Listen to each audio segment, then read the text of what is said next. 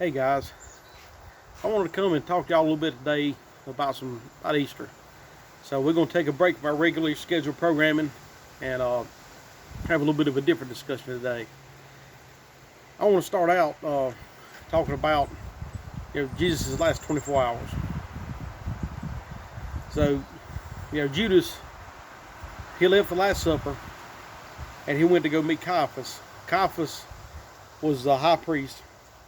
He was one of the ones that's really stirring up everything against Christ and getting everybody, kind of pushed everybody to have Christ executed. So Judas went to Caiaphas and made a deal for 30 pieces of silver that he was going to turn Jesus in. So that night while they were praying in the garden, while Jesus was praying in the garden, Caiaphas sent the Roman soldiers and they arrested Jesus in the garden because Judas betrayed him. So that night they take him back to Caiaphas' father-in-law's house, and Caiaphas and some others, they beat Jesus, they mocked him. It wasn't a real trial. They put on a trial, but it was a fake trial because you couldn't have a trial at night in the account of Jewish law. So they beat him, they mocked him. The next day they took him to Pilate because Pilate was the governor of the area, and they wanted to have Pilate execute him. So they bring him to Pilate. Pilate decides he can't find anything wrong with Jesus, but instead of he's scared of the crowds, so instead of just letting Jesus go, Pilate sends Jesus over to see Herod because he finds out that he's under Herod's jurisdiction. Now Herod, he wants Jesus to basically do a magic tricks for him. He shows up, Herod makes fun of him. Herod, they beat him. Herod's very rude to him. So Herod decides he can't find anything wrong either, but instead of just releasing Jesus, he sends him back over to see Pilate. So Pilate, still finding nothing wrong with Jesus, but he's still scared of the crowds. He's more scared of the crowds than God. He doesn't want to release Christ. So he tells the crowds, he gives them the option to release Barabbas, or they want Jesus. They want, or the option to release Jesus. They want to release Barabbas. They want to crucify Jesus. So he has Jesus beaten. These guards beat Jesus with a cat of nine tails. They strip the flesh from his back. Excuse me. They strip the flesh from his back. And then the crowd still wants to crucify. So Pilate turns him over to the Romans. And the Romans, at the request of Caiaphas, crucify Jesus. Now this crucifixion, first thing we have to remember is that Judas meant what he did for evil. Caiaphas meant what he did for evil. The evil intentions of his heart, he wanted to crucify Christ. Pilate did what he did for evil. Herod did what he did for evil. The Roman soldiers who beat Jesus did it for evil. The ones who hung him on the cross meant it for evil. Now, they did these things out of evil intentions of their heart. The most evil thing that has ever happened was the execution, the murder of the creator of the entire universe. But the deal is that God had ordained this from before the beginning of the world. Jesus was the lamb slain from the beginning of the world. So even though all these folks meant it for evil, God meant it for good.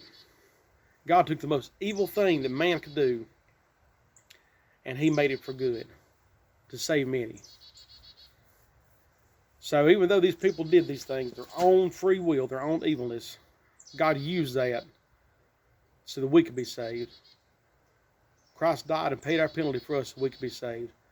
But we also have to remember that it doesn't end there. That's the story of Easter. Jesus, Pilate is dead. Judas is dead. Caiaphas is dead. Herod is dead. The guards who beat Jesus are dead. The guards who nailed him to the cross are dead.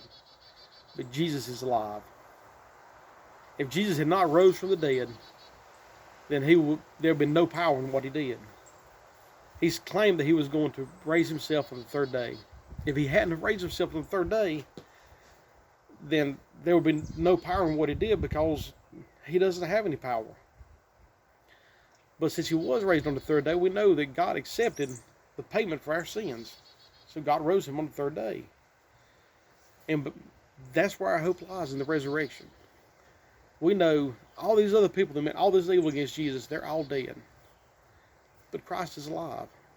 He's resurrected in his new body, which gives us hope that we will be resurrected as well. We will be given a new body because Christ was given a new body. Our new body will be fit for the new earth that we'll live in eternity. But we don't have to wait till eternity. That's also the cool thing. This is not something we're just looking forward in the future for. This is something that happens now. When we are born again, we put our faith, our trust in Christ. We repent, which means we turn from our sins to follow him. God puts a new heart in us, a heart of flesh. He changes us. He crucifies our old self. I know Phil said it one time, and I really liked what he said in Galatians. Paul says that, we're crucified with Christ. But the thing is, we can't crucify ourselves, right? You can't crucify yourself. But God crucifies our old self. Our old self's dead, and God puts a new self in us. We can't live in the new kingdom now, in the new earth, but we can live in God's kingdom now through the new birth. We're born again, changed, our old self's dead, our old self's crucified. We're given a new self, a new person who loves God, who wants to follow after Christ, and we live in his kingdom now. And this is just a taste of what's going to be for our eternity. So I want y'all to think about some of those things this week as we come up on Easter.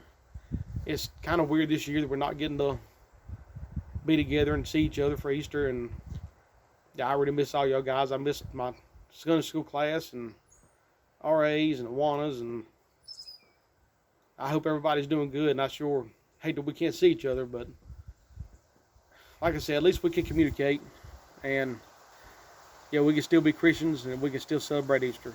So if I don't send another one out before then, happy Easter, everybody, and we'll talk to you later.